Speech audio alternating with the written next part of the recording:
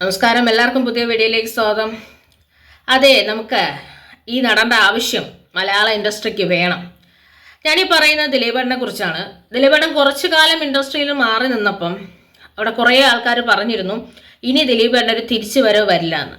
Prince and the family എന്ന ചിത്രം തിയേറ്ററുകളിലേക്ക് എത്തിയ സമയത്ത് നമ്മൾ പരിപൂർണമായിട്ട് ഉറപ്പിച്ചു ഇനി എത്ര തന്നെ സോഷ്യൽ മീഡിയയും ഹാറ്റേഴ്സും കൂടി അദ്ദേഹത്തിൻ്റെ പ്രൊഫഷണൽ കരിയർ തകരാൻ ശ്രമിച്ചാലും ചിത്രം നല്ലതായതുകൊണ്ട് തന്നെ ആളുകൾ കയറും. മാത്രമല്ല അദ്ദേഹത്തിൻ്റെ ആബ്സൻസ് വളരെ വളരെ വലിയ രീതിയിൽ നമുക്ക് നമ്മുടെ ഇൻഡസ്ട്രിയിൽ ആരാധകർക്കിടയിൽ ക്രിയേറ്റ് ചെയ്യുന്നുണ്ട്.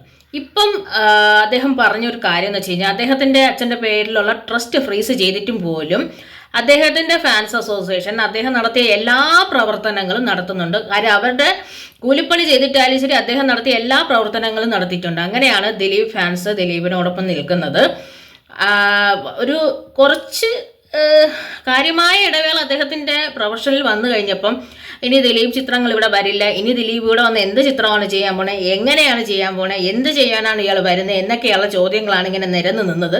പക്ഷേ നമ്മൾ വോയിസ് ഓഫ് സത്യനാരായണൻ ഇറങ്ങിയപ്പോഴും പവി കെയർ ഇറങ്ങിയപ്പോഴും ഇന്ന് പ്രിൻസ് ആൻഡ് ദ ഫാമിലി വരെ വന്നപ്പോൾ ഇതിൽ പ്രിൻസ് ആൻഡ് ദ ഫാമിലിയാണ് വലിയൊരു രീതിയിൽ ആളുകളെല്ലാം തിരിച്ച് വീണ്ടും ഒരു ചിത്രം കാണണമെന്നുള്ള രീതിയിൽ ഇടിച്ച് കയറ്റിച്ചൊരു ചിത്രമാണ് പ്രിൻസ് ആൻഡ് ദ ഫാമിലി എന്ന് പറയുന്നത്. കാര്യം അദ്ദേഹത്തിൻ്റെ ആബ്സൻസ് ആ ഒരു സിനിമയ്ക്ക് ഉണ്ടാക്കിയ എത്രത്തോളം ഉണ്ടെന്നുള്ളത് തെളിയിച്ചുകൊണ്ടാണ് ഈ ചിത്രം മുന്നോട്ട് പോയത്. ഒരു ചിത്രം ഒരാഴ്ച പോലും എക്സിസ്റ്റ് ചെയ്യാൻ സഹായിക്കാൻ പറ്റാത്ത ഈ കാലത്ത് 50 ദിവസം പൂർത്തിയാക്കി അദ്ദേഹത്തിൻ്റെ 150ാമത്തെ ചിത്രം കൂടിയായിരുന്നു.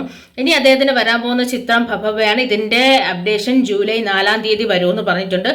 എത്ര നല്ല ചിത്രമായാലും അതിനെ തകർക്കുമെന്ന് പറഞ്ഞ് ഒരു കൂട്ടർ പ്രിൻസ് ആൻഡ് ദ ഫാമിലിക്ക് ഇറങ്ങിയിരുന്നു. പക്ഷെ അതൊന്നും നടന്നില്ല, വിജയിച്ചു. ഇനി ഭബവയിലൂടെ ഇനി ഒരു തിരിച്ചുപോക്കില്ലാതെ ഈ ഇൻഡസ്ട്രിയിൽ തന്നെ പഴയ പോലെ എക്സിസ്റ്റ് ചെയ്ത് അദ്ദേഹത്തിൻ്റെ 34 വർഷത്തെ കരിയർ അതിലൊരു 10-24 വർഷത്തോളം അദ്ദേഹം രാജാവായിട്ട് തന്നെയാണ് ഇവിടെ നിന്നത്. അദ്ദേഹത്തിൻ്റെ എല്ലാ ചിത്രങ്ങളും നമ്മുടെ ലാലേട്ടൻ്റെയും മമ്മൂക്കയുടെയും കൂടെ ചിത്രം ഇറക്കാൻ ധൈര്യം കാണിച്ച നടനാണ്. അങ്ങനെ ഇറക്കിയിട്ടുണ്ടെങ്കിൽ ആ ചിത്രങ്ങളെല്ലാം തന്നെ വിജയിച്ചിട്ടുമുണ്ട്.